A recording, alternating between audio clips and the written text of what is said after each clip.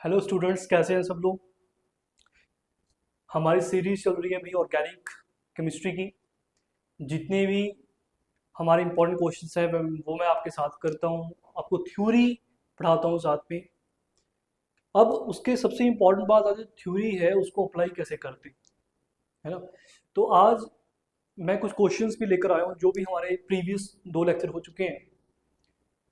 जो भी हमने वहाँ पे सीखा, जो भी थ्योरी पढ़ी, कुछ क्वेश्चंस उसके रिगार्डिंग करेंगे आज। साथ में आपका टॉपिक करेंगे कि आपकी जो ऑर्गेनिक कंपाउंड है इनको रिप्रेजेंट कैसे किया जाता है। ठीक है जी, रिप्रेजेंट कैसे किया जाता है, वो तरीके, वो मेथड सीखेंगे आज हम। उसके बाद एक चीज चीज और सीखेंगे जो सबसे सबसे पहले पढ़ेंगे, वो है होमोलोगस सीरीज। कि होमोलोगस सीरीज क्या होती है। ठीक है जी, तो चलते हैं मेरे बच्चों, स्टार्ट करते हैं। हेडिंग है आज की पहली, होमोलोगस सीरीज। Homologous series. तो होमोलोगस सीरीज क्या होती है जी, मैं आपको एग्जांपल से समझाता हूँ। लास्ट टाइम आपको याद होगा हमने फंक्शनल ग्रुप के बारे में पढ़ा है। मैंने आपको बताया कि फंक्शनल ग्रुप क्या चीज होता है। मान लो मैं अल्कोहल के बारे में बात करता हूँ, मैं एग्जांपल लेता हूँ। लेट्स से एग्जांपल है, अल्कोहल का फर्स्ट मेंबर कौन होगा। जो अल्कोहल फैमिली है उसका फर्स्ट मेंबर कौन, OH ग्रुप लगा होता है। पहला मेंबर होगा, एक कार्बन होगी वहां पे सिर्फ, तो CH3OH होगा। सेकंड मेंबर कौन होगा जिसका, एक कार्बन हो, दो कार्बन आ जाएंगी, CH3CH2OH। फिर थर्ड मेंबर CH3CH2CH2OH। आप ऐसे जाते रहेंगे, फोर्थ मेंबर भी मिल जाएगा। ये फर्स्ट मेंबर है, ये सेकंड मेंबर हुआ, ये थर्ड मेंबर, ऐसे ही फोर्थ मेंबर मिलेगा आपको। तो यहाँ पे अगर मैं इनको एक ग्रुप कर दूं, पूरे का पूरा एक ग्रुप होगा, है ना। तो ये एक फैमिली कहला रही है। किसकी फैमिली, ये अल्कोहल फैमिली है। तो इस सीरीज को ही हम क्या बोलते हैं बच्चे, होमोलोगस सीरीज।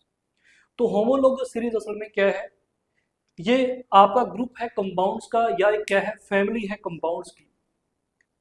जिनमें क्या होता है, जो फंक्शनल ग्रुप होता है सब में वो सेम रहेगा, याद रखेंगे, they possess the same functional group. और दूसरा, उनकी जो केमिकल प्रॉपर्टीज होंगी वो भी सिमिलर होंगी। वो भी क्या होंगी, सिमिलर होंगी। दो चीजें याद रखेंगे। तो होमोलोगस सीरीज क्या हुई, ये ग्रुप हुआ बच्चे आपका। ग्रुप हुआ या सीरीज हुई किसकी, आपके कंपाउंड्स की, जो पोजेस करते हैं same functional group and have similar chemical characteristics या प्रॉपर्टीज।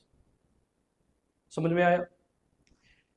दूसरी बात, एक बात और चेक करो, जब मैं जो सक्सेसिव मेंबर्स हैं होमोलोगस सीरीज के, कोई भी होमोलोगस, ये अल्कोहल की है, आप एल्डिहाइड की ले सकते हैं, आप एल्कीन्स की ले सकते हैं, ठीक है, आप कीटोन की ले सकते हैं, जो भी मैंने वहाँ कार्बोक्सिलिक एसिड बताया उनकी ले सकते हैं, किसी की भी ले सकते हैं, वो आपके ऊपर डिपेंड करता है, फंक्शन को सेम रखना है।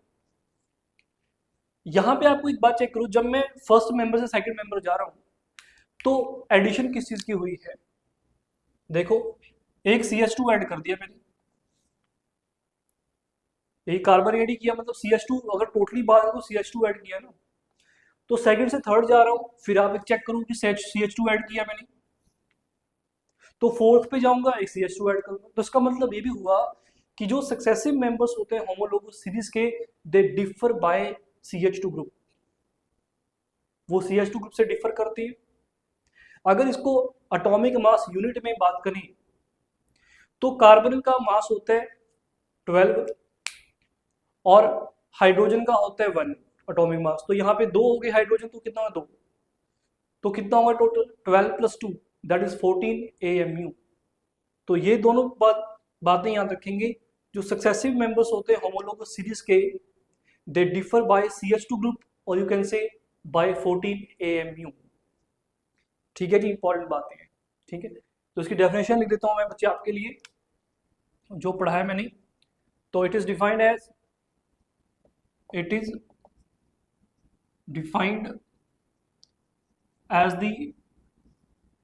The group of compounds group of compounds possessing the same functional group। ये याद रखना, फंक्शनल ग्रुप सेम होना चाहिए जी, possessing the same functional group and have similar chemical characteristics याद रखें। अगेन केमिकल है, फिजिकल सिमिलर नहीं होगी। आपको या जिन्होंने लास्ट लेक्चर सुना था आपको याद होगा, मैं ये भी बताया था कि केमिकल प्रॉपर्टी सिमिलर क्यों है। कोई पूछ ले आपसे तो भाई सीधा जवाब है कि आपका जो फंक्शनल ग्रुप है वो सेम है, क्योंकि फंक्शनल ग्रुप ही वो आपका ग्रुप ऑफ एटम था या एटम था जो कि किसी भी मॉलिक्यूल की केमिकल प्रॉपर्टीज को डिसाइड करता है, उसके लिए रिस्पॉन्सिबल है उसकी केमिकल प्रॉपर्टीज के लिए। तो जब तक फंक्शनल ग्रुप सेम रहेगा तो केमिकल प्रॉपर्टीज सिमिलर रहेंगी, फिजिकल प्रॉपर्टीज चेंज हो सकती हैं, ये बात याद रखिएगा। चलें आगे चलें, तो नोट कीजिएगा। तो सेकंड बात जो मैं आपको बताई थी इसमें, two consecutive members, two consecutive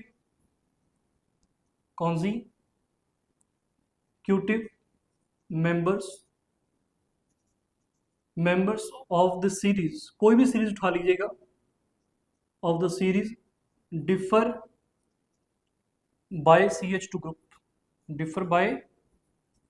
group, ठीक है जी। और 14 AMU का मतलब मास में बात, एटॉमिक मास यूनिट में बात की जा रही है। एक कार्बन का कितना हुआ 1 × 12 प्लस 2, हाइड्रोजन का कितना हुआ जी 2 का 2 × 1, तो टोटल कितना आ गया 14 AMU। याद रखिएगा इस बात को। नेक्स्ट चलते हैं। एक बात और इंपॉर्टेंट बताऊं आपको कि होमोलोगस सीरीज के जो मतलब मान लो एक फैमिली है, अल्कोहल फैमिली है, आपकी एल्डिहाइड फैमिली है, तो जितने भी मेंबर होते हैं ना किसी भी एक होमोलोगस सीरीज के, उनको एक जनरल फॉर्मूला से रिप्रेजेंट किया जा सकता है, ये बात भी याद रखना। तो लिखो फिर, all the members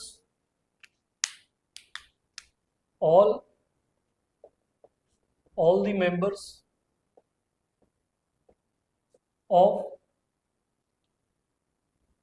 particular homologous series can be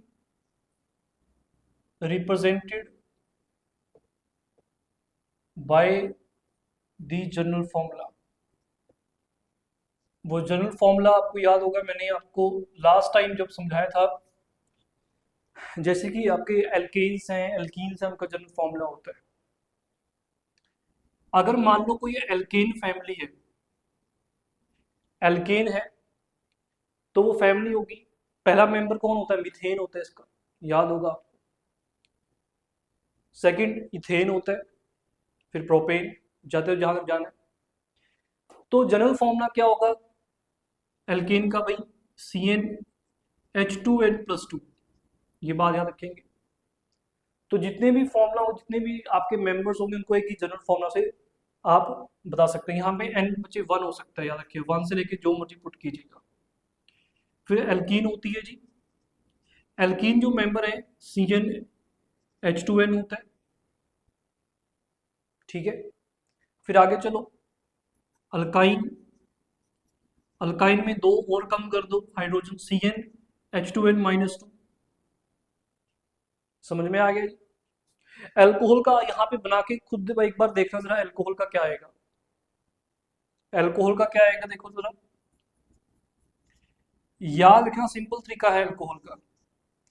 देखो होगा तो वो एल्केन से ही एल्केन का एक हाइड्रोजन निकाल देना, मतलब मान लो अगर ये CH3 होता, इथेन होता, मैंने यहाँ से एक हटा के क्या लगा OH लगा दिया, तो एक H हटा दो यहाँ से, CnH2n+1 कर दो, CnH2n+1 साथ में OH आ जाएगा, सिंपल है याद करना, एल्केन से ही बना होगा वो, ठीक है। इसको नोट कर लो मेरे बच्चों। और आगे चलते हैं, एल्डिहाइड्स एल्डिहाइड्स, एल्डिहाइड्स में फंक्शनल ग्रुप आपको या CHO होता है, क्या होता है CHO, ठीक है, बताया था मैंने। तो जनरल फॉर्मूला क्या होगा, CnH2NO, O इज ऑक्सीजन, याद रखेंगे फॉर्मूला डायरेक्टली, ठीक है। फंक्शनल ग्रुप क्या था इसका लिख सकते हैं, अगर आपको थोड़ा सा यहाँ पे लर्न करने द्वारा से आपको मैंने बताया, आप तो लिख सकते हैं, कोई दिक्कत नहीं है मुझे। इसका फंक्शन क्या होता था भाई, सिंगल बॉन्ड कार्बन होती थी, ठीक है। एल्कीन में डबल बॉन्डेड ये वाला चीज होती है फंक्शनल ग्रुप। अल्काइन में ट्रिपल बॉन्डेड कार्बन, ये फंक्शनल ग्रुप होता है। एल्कोहल में फंक्शनल कौन है, OH है, फंक्शनल ग्रुप। और एल्डिहाइड्स में CHO होता है, CHO का मतलब C डबल बॉन्ड OH, ठीक है, इसको CHO भी लिखा जाता है ऐसे, ठीक है जी। चलो नोट कर लो। नेक्स्ट क्या होगा, कीटोन्स। कीटोन्स का जनरल फॉर्मूला भी यही होता है, CnH2NO, सेम, ठीक है। लेकिन फर्क क्या होता है मेरे बच्चे, फंक्शनल ग्रुप का फर्क होता है, C डबल बॉन्ड O ये होता है, उसमें H नहीं होता, मतलब इस दोनों तरफ क्या होंगे, कार्बन्स होंगे, आपको मैंने बताया था लास्ट टाइम। यहाँ इस तरफ भी जो C डबल बॉन्ड O है, आपके दोनों तरफ क्या होंगे, दोनों साइड से क्या होंगे, कार्बन चेन्स होंगे, ठीक है। लेकिन एल्डिहाइड्स में एक तरफ हाइड्रोजन मस्ट है, जो दूसरी तरफ है यहाँ पे हाइड्रोजन भी हो सकता है और आपका कार्बन चेन भी हो सकती है। चलो आगे चलते हैं मेरे बच्चों। जैसे ईथर का भी लिख लेते हैं, यहाँ पे मैं रफ कर रहा हूँ, जिसको नोट कर लें एक बार सबके सब, ठीक है।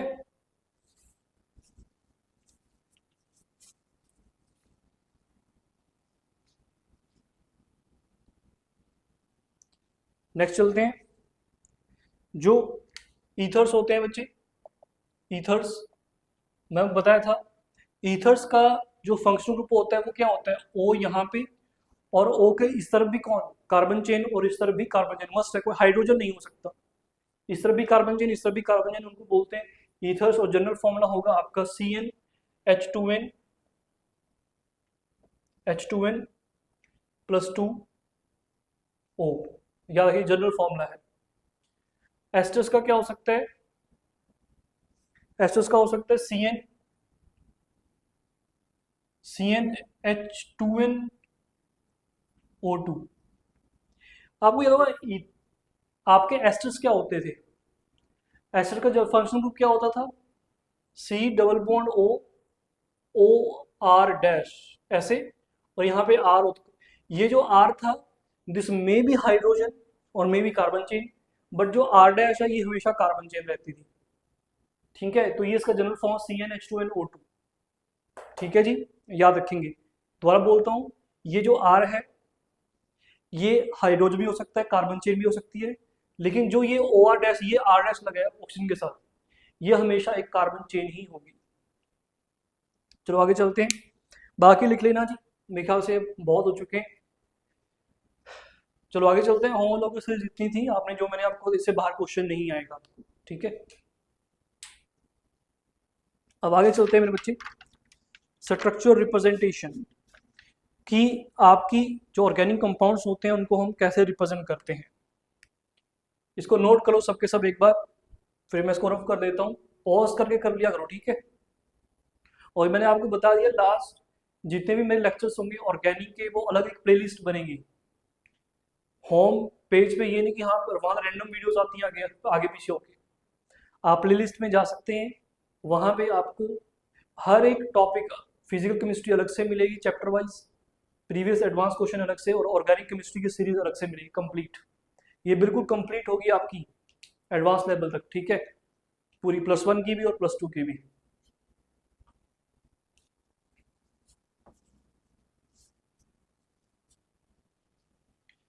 तो अब रिप्रेजेंटेशन है जी, आपके जो ऑर्गेनिक कंपाउंड्स हैं उनको हम रिप्रेजेंट कैसे करते हैं, ठीक है।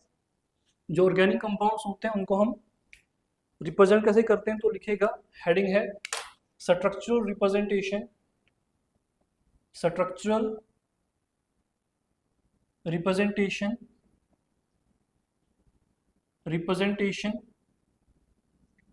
ऑफ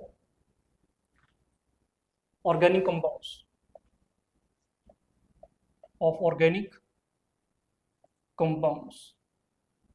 जो ऑर्गेनिक कंपाउंड्स हैं उनकी स्ट्रक्चर रिप्रेजेंटेशन कैसे होती है जी? हमारे पास बड़े मेथड है, लेकिन फॉर द टाइमिंग अभी मैं आपको 4 ही सिखाऊंगा। जो में 5-6 होते हैं, लेकिन वो जो 5th और 6th होगा उसके लिए आपको थोड़ा सा और पढ़ना पड़ेगा, थोड़ा बेसिक्स और क्लियर करेंगे, फिर जाके मैं आपको फिर वो बाद में समझाऊंगा टाइम आने पे, ठीक है। तो पहले जो बेसिक्स है वो पहला है स्ट्रक्चरल फॉर्मूला। स्ट्रक्चरल फॉर्मूला से आप रिप्रेजेंट कर सकते हैं ऑर्गेनिक कंपाउंड को। कहा गया इस स्ट्रक्चरल फॉर्मूला में होता क्या है, कहा गया जितने भी कार्बन अटैच्ड होते हैं आपको सब शो करने पड़ेंगे, वो भी किससे, बॉन्ड से। मतलब बॉन्ड दिखाना पड़ेगा, बॉन्ड के जितने भी एटम्स होंगे उसके अंदर आपको बताना पड़ेगा इनके बीच में जो बॉन्ड है वो कैसे लगे हैं, सिंगल बॉन्ड है, डबल बॉन्ड है, रिप्रेजेंट करना पड़ेगा जी, ठीक है। और जो आपके मान लो कोई हेटेरो एटम्स आते हैं, ऑक्सीजन, नाइट्रोजन, फॉस्फोरस, उनके ऊपर लोन पेयर जो है उसको आप शो भी कर सकते हैं, नहीं भी कर सकते। मतलब ये कंपल्सरी नहीं है कि जो लोन पेयर के ऊपर रहेंगे आपको वो शो करने हैं, शो कर भी सकते हैं, नहीं भी कर सकते, ठीक है जी। तो एग्जांपल देते हैं, पहले पढ़ लेते हैं इसमें। इन दिस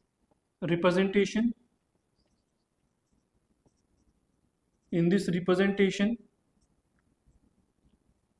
सिंगल बॉन्ड को, आपको पता है वो सिंगल बॉन्ड को कैसे रिप्रेजेंट किया जाता है, एक लाइन से। और जो डबल बॉन्ड होगा उसको आपने डबल लाइन मार देनी ऐसे करके। और ट्रिपल बॉन्ड के लिए ट्रिपल पैरेलल लाइन चलेगी, ठीक है जी, समझ आ गए। चलो जी आगे चलते हैं, एग्जाम्पल समझाता हूँ मैं, सीधा सी बात है। एग्जाम्पल लीजिएगा, मान लीजिएगा आपके पास है इथेन। इथेन का एग्जाम्पल लेते हैं फर्स्ट। कहा गया इथेन को समझाओ, इथेन का जनरल फॉर्मूला देखो वो कैसे देगी आपको। इथेन एल्केन है, इथ का मतलब 2 कार्बन, तो मतलब C2H6 ऐसे होगा। ये तो सिंपल फॉर्मूला हो गया, मतलब ये पता है सिर्फ कार्बन कितने हाइड्रोजन। लेकिन मैंने यहाँ पे क्या बताया, स्ट्रक्चरल फॉर्मूला में आप क्या करेंगे, हर एक जो एटम है उनके बीच में बॉन्ड कैसे हैं, सिंगल है, वो आपको रिप्रेजेंट करना पड़ेगा। मतलब 2 कार्बन यहाँ पे सिंगल बॉन्डेड है और जो हाइड्रोजन है वो ऐसे लगे इनके साथ, ठीक है जी, बात समझ आ गई होगी, ठीक है। ऐसे ही आप मान लो वो कहते हैं प्रोपेन, तो प्रोपेन के लिए क्या होगा, C3H8 होगा मेरे ख्याल से। तो 3 कार्बन लगे, एन है पीछे, तो क्या होगा, सिंगल बॉन्डेड है। और फिर क्या करने हैं, जो बाकी बचे हैं उन पे क्या लगा दो, हाइड्रोजन, बाकी बच्चों में क्या लगा दो, हाइड्रोजन। देखो हाइड्रोजन 8 हो जाएंगे अपने आप, हो जाएंगे, देखो जरा, सही है।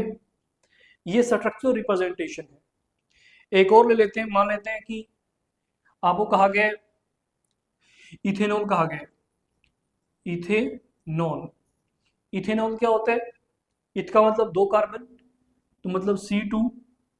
अभी हमने थोड़ी देर पहले पढ़ा था कि प्रो एल्केन से इथेनॉल कैसे बनाते हैं, मतलब इथेन से बनाना है, तो एक हाइड्रोजन हटा दो, तो मतलब कितना हुआ, C2H5, C2H5OH ऐसे लिखा जाएगा इसको। तो इसको दिखाएं कैसे, जो 2 कार्बन के बीच में सिंगल बॉन्ड है जी, सिंगल बॉन्ड आ गए, बाकी जो बचे ऐसे लगा दो और OH लास्ट वाली पे लगा दो, ये आपकी क्या हो गई, दिस स्ट्रक्चर फॉर्मूला बन गया इसका, ये जो है स्ट्रक्चर फॉर्मूला बन गया, समझ आ गया जी। बॉन्ड्स पे इसके ऊपर लो, यहाँ पे जो एच इसको भी दिखाना पड़ेगा कि एच के साथ सिंगल बॉन्ड है, मैंने बताया कि बताना पड़ता है कि सिंगल बॉन्ड है या नहीं, आपको रिप्रेजेंट करना पड़ेगा। नोट कर लें इनको कि कैसे किया, स्ट्रक्चरल फॉर्मूला को कैसे आप लिखा करते हैं। नेक्स्ट जो है बच्चे वो कंडेंस्ड फॉर्मूला, नेक्स्ट जो है वो है कंडेंस्ड फॉर्मूला। मैं लिखने जा रहा हूं सेकंड पार्ट, कंडेंस्ड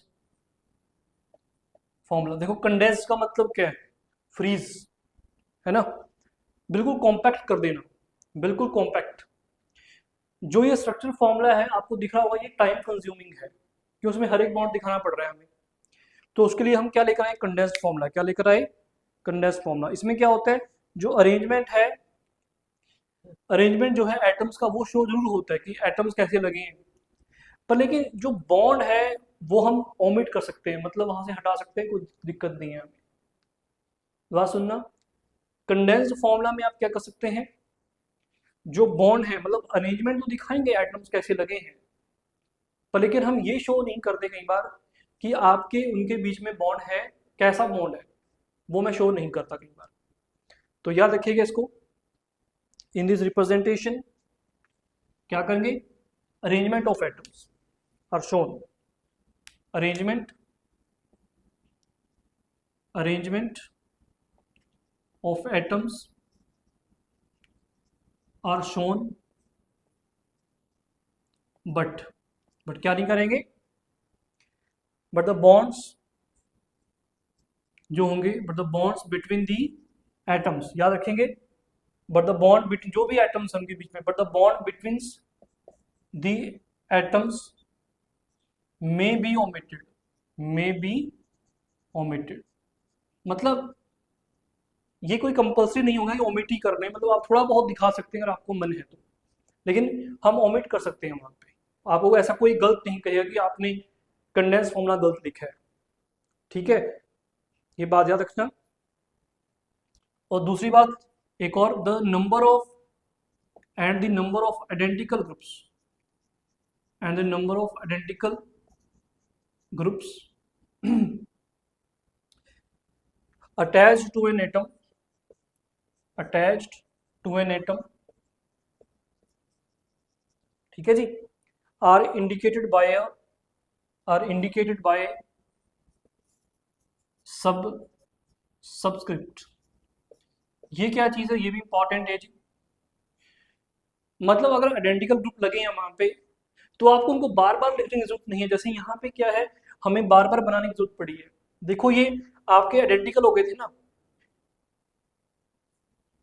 CH3 दो बार है, तो कहते कि आपको बार बार लिखने की जरूरत नहीं है। आपने क्या करना है, आप एक बार जितनी बार वो रिपीट कर रहा है उतनी बार क्या करो, उसके जो पैर में क्या डाल दो, उतना नंबर डाल दो। उसको बोलते हैं सबस्क्रिप्ट, सिंपल शब्दों में। मैं करके दिखाता हूँ, चलो एग्जाम्पल देता हूँ आपको। एग्जाम्पल इथेन का ही ले लेते हैं, चलो इथेन का एग्जाम्पल ले लेते हैं।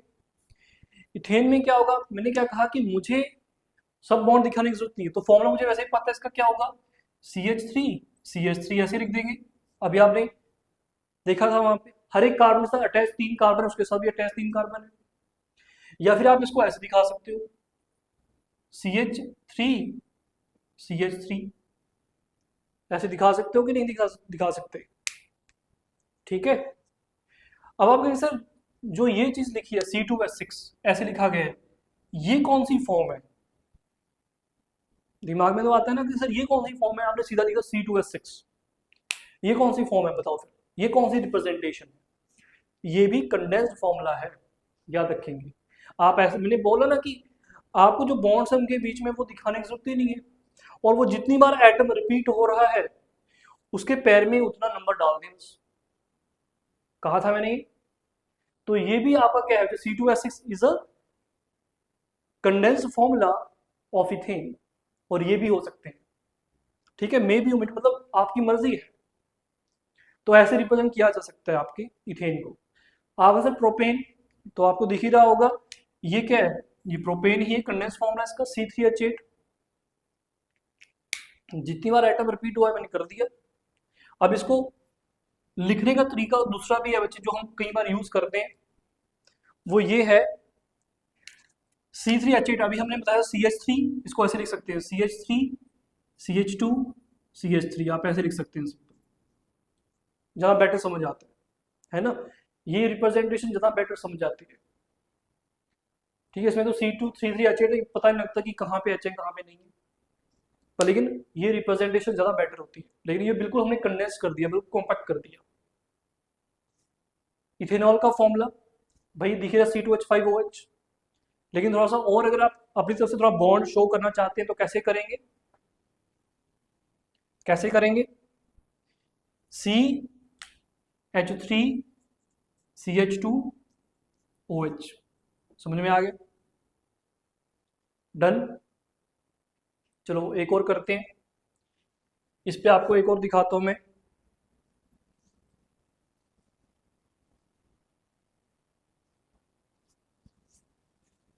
एग्जाम्पल करते हैं, आपको एग्जाम्पल और समझ आएगा बच्चे।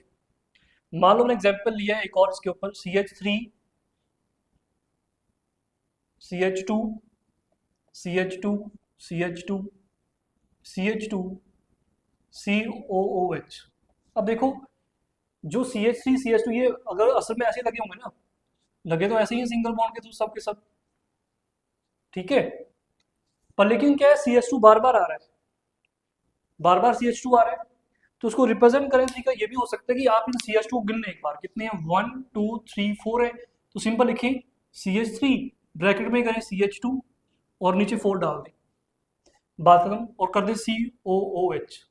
ये भी कंडेंस्ड फॉर्मूला है आपका इसका।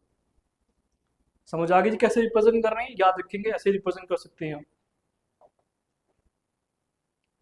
आगे चलते हैं बच्चे। जो थर्ड वाला पार्ट है बहुत ज्यादा यूज होता है, मतलब मान के चलो अगर क्वेश्चन आता है ज्यादातर, तो आपको जो थर्ड अब मैं मेथड बताने जा रहा हूँ उसमें ज्यादातर आते हैं, हमने किया भी हुआ है, मैंने आपको समझाया था, bond line structure. Third method है बॉन्ड लाइन स्ट्रक्चर। लिखो फिर, बॉन्ड लाइन, नाम है बॉन्ड लाइन। बॉन्ड लाइन का मतलब क्या है कि हम यहाँ पे एटम शो करते ही नहीं है, जो कार्बन और हाइड्रोजन है वो एटम हम शो करेंगे ही नहीं। जो हेट्रो एटम्स है, हेट्रो एटम मतलब ऑक्सीजन सल्फर नाइट्रोजन, वो जरूर शो होंगे, उनकी पोजीशन कहाँ पे लगेंगे। लेकिन जो कार्बन और हाइड्रोजन है उसको हम बिल्कुल भी शो नहीं करेंगे, तो क्या फिर उसको कैसे करेंगे? उसके लिए हम क्या करते हैं बच्चे, अगर कार्बन चेन है तो उसके लिए हम क्या करते हैं, आपका जिगजैग मैनर में क्या कर देते हैं, एक लाइन बना देते हैं। तो जो वर्टिसेस, जैसे ही वो वर्टिसेस आएंगी, हर एक वर्टिसेस आपकी किसको शो करेगी, कार्बन को शो करेगी। ठीक है, बात याद रखना। मैं एग्जांपल देता हूं आपको, पहले लिख लेते हैं, in this representation, in this representation carbon carbon and hydrogen atom are not shown, are not shown. याद रखिए नोट का है, मैंने शो नहीं किए जाएंगे कार्बन और हाइड्रोजन एटम, ठीक है जी, are not shown. And the bonds, and the bonds between C atoms, जो सी एटम्स के बीच में बॉन्ड होंगे बच्चे, उसको कैसे शो करेंगे, एक जिगजैग लाइन की मैनर में, ठीक है जी, फॉर्म में। And the bonds between carbon atoms are shown in zigzag pattern, ठीक है। और हर एक वर्टिसेस किसको शो करेगी, कार्बन एटम को शो करेगी। वहां पे कैसे दिखाते हैं जरा, एक बात और याद रखना, atoms other than the carbon, जो भी एटम्स होंगे, other atoms other than the carbon and hydrogen are shown, वो यूज शो किए जाएंगे, other than the carbon and hydrogen वो शो किए जाएंगे। एग्जाम्पल लेते हैं मेरे बच्चे आपका, मान लो एग्जाम्पल है CH3 CH2 CH2 CH2 CH3। ये कौन सी कंडेंस रिप्रेजेंटेशन है, कंडेंस फॉर्मूला है। कहा गया इसका बॉन्ड लाइन स्ट्रक्चर बनाओ, तो बॉन्ड लाइन स्ट्रक्चर कैसे कहा था मैंने, कार्बन और हाइड्रोजन दिखाना ही नहीं है, कार्बन गिन लेने हमें, कितने कार्बन है, 1 2 3 4 5 है।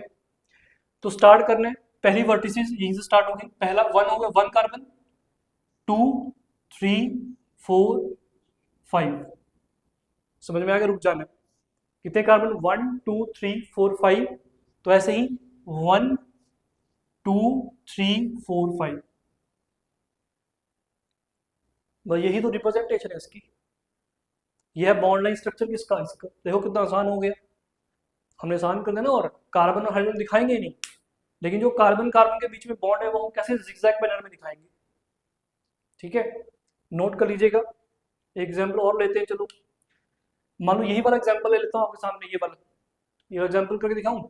मान लो ये एग्जाम्पल कहा गया CH3 CH2 होल 4 CuOH, ऐसे है जी, करके दिखाओ कहा गया। तो कार्बन गिनो ना, एक लाइन में कितने कार्बन है टोटल। कार्बन को नहीं हमें दिखाना, 1 2 3 4 5 6, ये 6 कार्बन हो गए। तो कैसे दिखाएंगे, यहाँ से 1 स्टार्टिंग ही 1 2 3 4 5 6, समझ में आ गया। बाकी कौन रह गया, OOH, ये डबल बॉन्ड है, दिखाना पड़ेगा जी।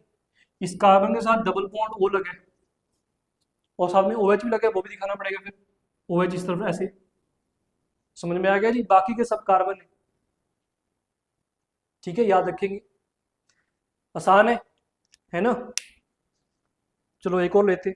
एक बात आपको याद आ रही होगी बच्चे, यहाँ पे ये जो टर्मिनल है, ये जो बॉन्ड लाइन आपका स्ट्रक्चर होता है उसमें जो टर्मिनल होते हैं, ये टर्मिनल्स, ये हमेशा CH3 को डिनोट करते हैं, अल्काइल ग्रुप, इसको बोलता है मिथाइल, क्योंकि एक कार्बन तो मिथाइल कहेंगे। या अपना जो टर्मिनल्स होते हैं, terminals in bond line formula represents the CH3 group, वो CH3 ग्रुप को ही नोट करते हैं। मतलब ये CH3 लगा है, CH3, ये भी CH3, ये भी CH3 है, जो टर्मिनल आपकी टर्मिनल्स होते हैं बॉन्ड लाइन फॉर्मूला में। ये बात आपने याद रखनी है, ठीक है जी। आगे चलें, इसमें डबल बॉन्ड भी आ सकता है, कोई बड़ी बात नहीं है, ठीक है। आगे चलते हैं और एग्जांपल लेते हैं जी।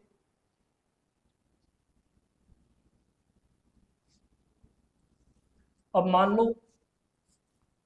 एक और एग्जांपल लेता हूं बॉन्ड लाइन स्ट्रक्चर में।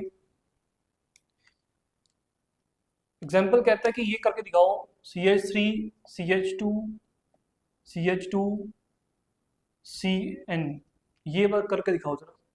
कहा गया कर दें, क्या दिक्कत है। कार्बन गिन लो कितने, 1 2 3 4, तो 1 2 3 4 हो गए, लेकिन नाइट्रोजन को शो करना पड़ेगा।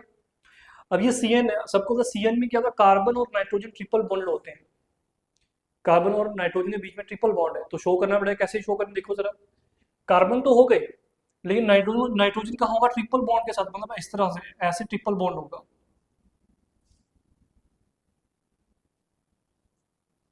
याद रखना, समझ आ गया। अब आगे चलते हैं, एग्जाम्पल और वो कहेंगे जरा, ये CH3 CH2 CO CH2 CH3, ये करके दिखाओ जरा। तो कार्बन गिन लो कितने कार्बन है, 1 2 3 4 5, तो 1 2 3 4 5। अब जो थर्ड कार्बन है 1 2, ये 3 थर्ड कार्बन इस तरफ से, इस पे क्या है, O है, वो कैसा है, डबल बॉन्ड O है, ये कीटोन होगी ना, डबल बॉन्ड O ऐसे दिखाया जाएगा।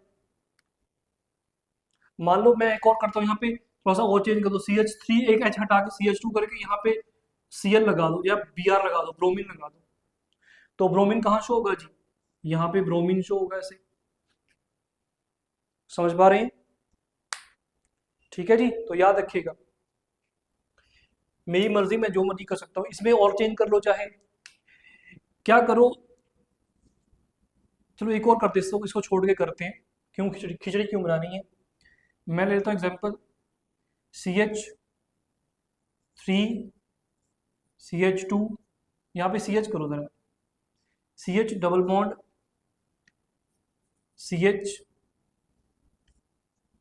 CH2,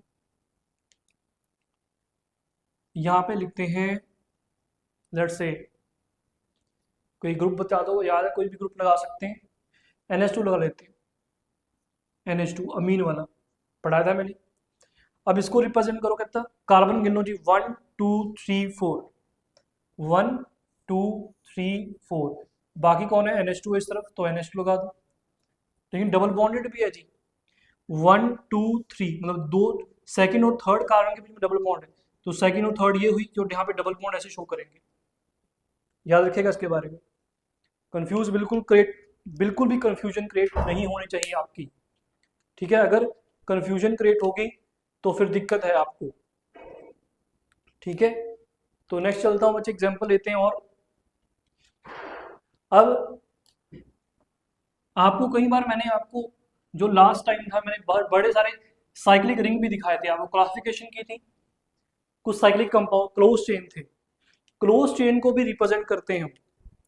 मान लो मैंने ऐसे रिप्रेजेंट किया, मान लो ये CH2 था, आपको याद होगा ये कहां से आ गया CH2, इसको ऐसे करते हैं।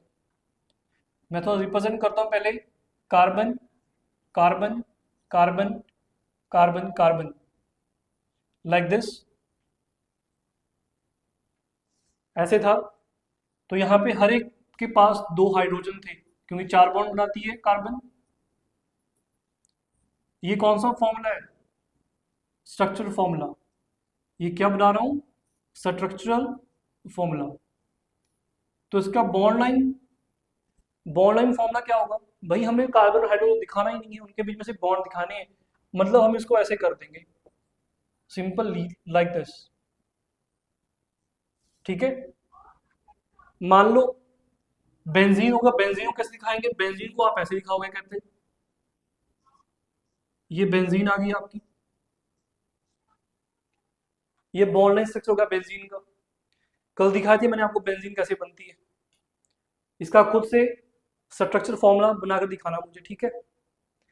और प्रोपेन दिखाई थी ऐसे ट्रायंगल की तरह, ये प्रोपेन है, मतलब मैंने कल दिखाया था इसको कैसे बनाते हैं, सी सी ट्रिपल, ये सब के सब सिंगल बॉन्ड होंगे इसके बीच, और यहाँ पे हर एक के पास दो हाइड्रोजन होंगे, CH2 CH2 CH2। इसको सिर्फ ऐसे दिखा सकते हैं हम, ऐसे ब्यूटेन्स। इनके साथ एक वर्ड लगता है जो साइक्लो, हम नॉमेनक्लेचर करेंगे बाद में, अभी मैं नॉमेनक्लेचर बिल्कुल नहीं कर रहा, बिल्कुल अलग से पढ़ाऊंगा नॉमेनक्लेचर को, नामकरण कैसे करते हैं इनका, बिल्कुल ठंडे दिमाग से, बिल्कुल कूल डाउन होके, बिल्कुल बेसिक से एडवांस तक लेके जाऊंगा, टेंशन मत लीजिएगा, ठीक है जी। चलो चलते हैं आगे। चाहे इसका भी एक एग्जाम्पल ऐसे ले लो कि अगर कोई ये है तो इसको मैंने ऐसे बना दिया, यहाँ पे क्लोरीन लगा दिया, या OH कोई भी मैं ग्रुप लगा देता हूँ, फिर वो मुझे शो करना पड़ता है, या अगर कार्बन हाइड्रोजन शो नहीं करेंगे, other than the carbon and hydrogen कोई भी एटम आता है तो उसको आप शो करेंगे, ठीक है जी, याद रखिए। ऐसे भी हो सकता है साइक्लिक कंपाउंड्स में बॉन्ड लाइन स्ट्रक्चर। नेक्स्ट,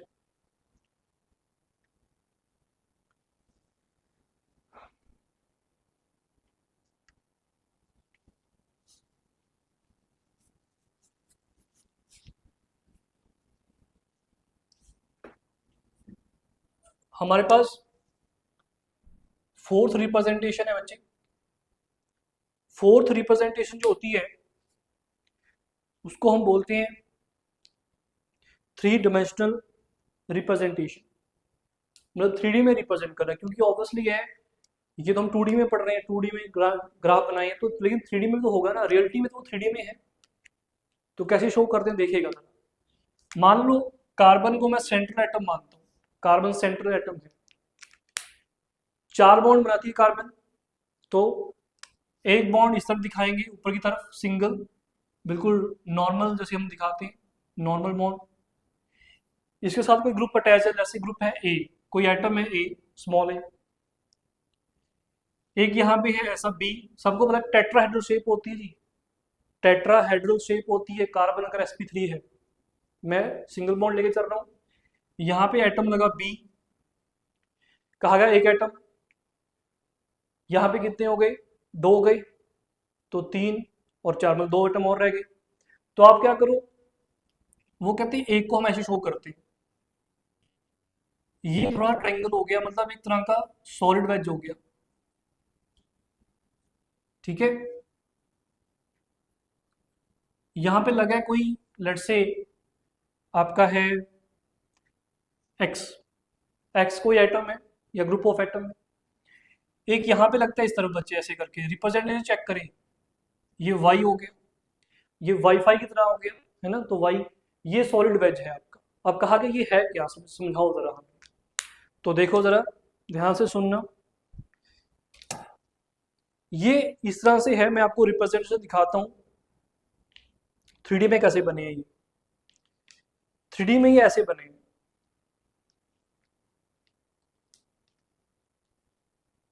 दिख रहा है आपको, 3D में ऐसे हैं। ये जो ए है, ये आपका ऊपर की तरफ गए बॉन्ड, जो आपका बी है, ये रहा बॉन्ड, ये इस तरफ है, ये B, this one is B, ये इस तरफ है। और जो एक्स है ये आपकी तरफ है, बिल्कुल आपकी तरफ जा रहा है एक्स। और जो ये वाई है ये पीछे की तरफ है, बैक साइड पे है। समझ में आ रहा है? अगर आप इसको सीधा देख रहे हैं तो आपको कैसे दिखाई दे रहा है, ये दिखाई दे रहा है कि आपका जो ए बॉन्ड है ये इस तरफ है, बी बॉन्ड इस तरफ है, और जो आपका एक्स है बिल्कुल आपकी तरफ आ रहा है, और जो वाई है वो बैक साइड पे है। समझ आ रहा है? तो ये दो जो बॉन्ड होंगे, दिस वन और ये जो नॉर्मल लाइन के साथ हैं, ये एक ही प्लेन में है। ठीक है, जो प्लेन में आपको दिखाया था इसको रिप्रेजेंट समझ में आ गई होगी आपको। नॉर्मल, ये नॉर्मल लाइंस हैं। नॉर्मल लाइंस क्या रिप्रेजेंट कर रही है? Bonds are in the same plane, are in the same plane, मतलब सेम प्लेन में है ए और बी। जैसे ए ऊपर की तरफ था तो बी इस तरफ था, तो ये एक ही प्लेन हो गया जी। ठीक है, मतलब ब्लैक बोर्ड के, आप लोग समझे, ब्लैक बोर्ड का जो प्लेन है उसमें है ये दोनों बॉन्ड। ठीक है, और जो एक्स है ये आपकी तरफ आ रहा है, out of the black board, और जो वाई है वो इनटू द ब्लैक बोर्ड है। ठीक है, समझ आ गया मेरे ख्याल से अच्छे से। इसको बोले सॉलिड वेज। सॉलिड वेज, जो सॉलिड वेज है ये क्या शो करता है? ये कहता है कि जो बॉन्ड है ये आपकी तरफ है, मतलब ऑब्जर्वर की तरफ आ रहा है।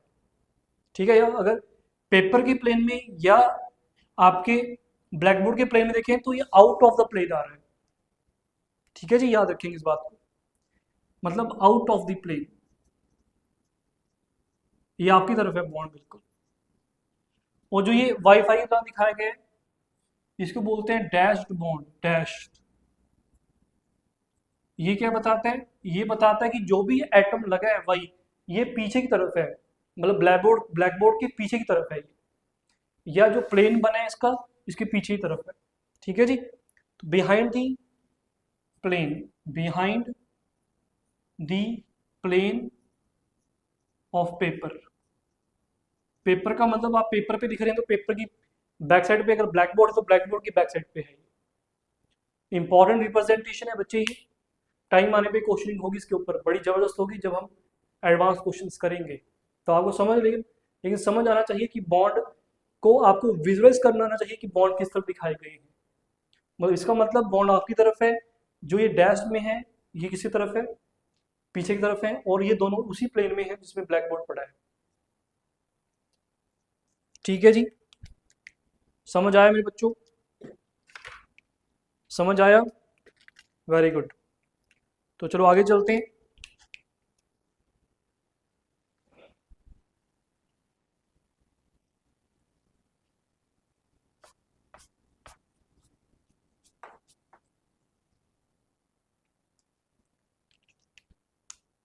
क्वेश्चन करते हैं थोड़े से, क्वेश्चन देखिएगा।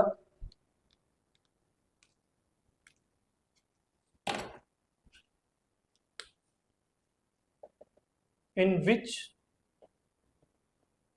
Of the following, in which of the following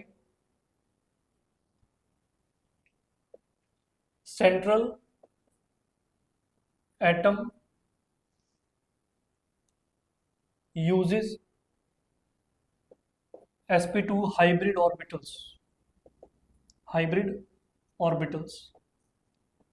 Option A NH3, B CH3 positive, ये पॉजिटिव चार्ज है कार्बन के ऊपर, यहाँ कार्बन के ऊपर पॉजिटिव चार्ज है, C PH3 एंड D मान लेते हैं कोई भी CH4 मान लेते हैं, चलो ठीक है। तो आपको मैंने इसके शॉर्टकट बताए थे। शॉर्टकट क्या था?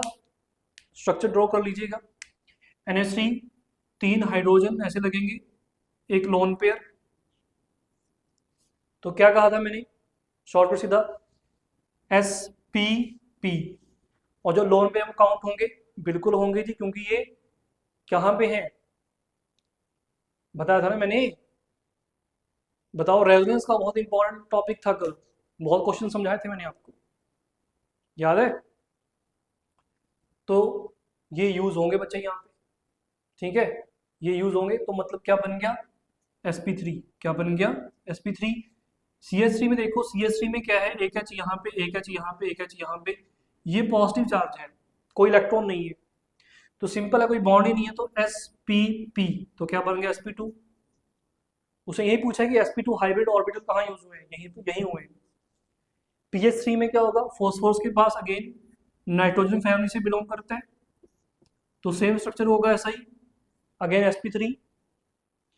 CH4 में क्या होगा? CH4 में 4 बॉन्ड बनेंगे, सिग्मा बॉन्ड है, तो क्या होगा? spp, तो sp3। डन है जी बात? याद रखिएगा कैसे किया। तो यहां से एक बात याद रखना, वैसे भी इन जनरल यहाँ पे सीधा एक कंसेप्ट आता है। कंसेप्ट ये है कि कार्बन के ऊपर अगर पॉजिटिव चार्ज आए, कार्बन वैसे अगर कहीं पॉजिटिव चार्ज दिखाई देता है तो उसको हम क्या बोलते हैं? कटायन। हम बोलते हैं ना कि कटायन है, पॉजिटिव चार्ज आया तो ये कटायन है।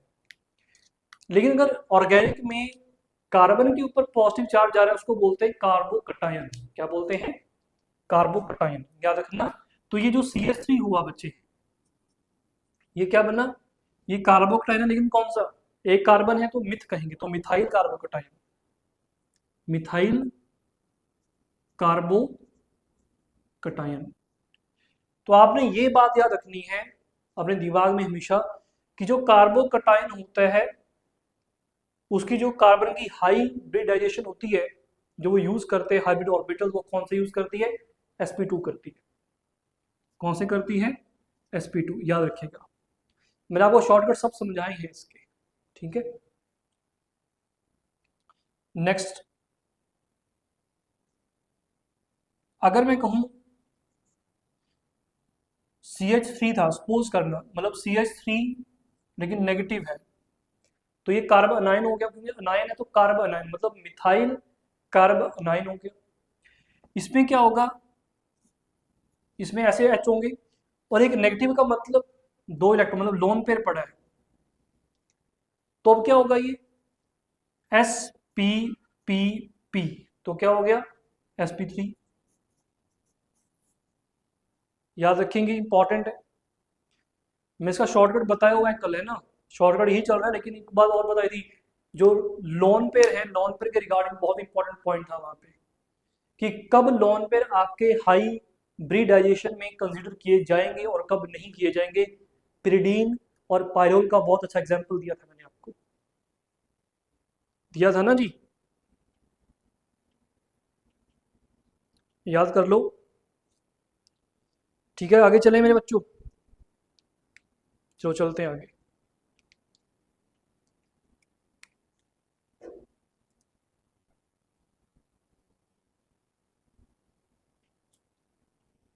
अब आप कहेंगे सर, एक बात और सुनना मेरी बात, कि आपने सर कार्बन आयन हमेशा इसमें होता है sp3 में। देखो रट्टा मत मारना, देखो अगर आप एडवांस की तैयारी कर रहे हो, रट्टा बिल्कुल नहीं मारना।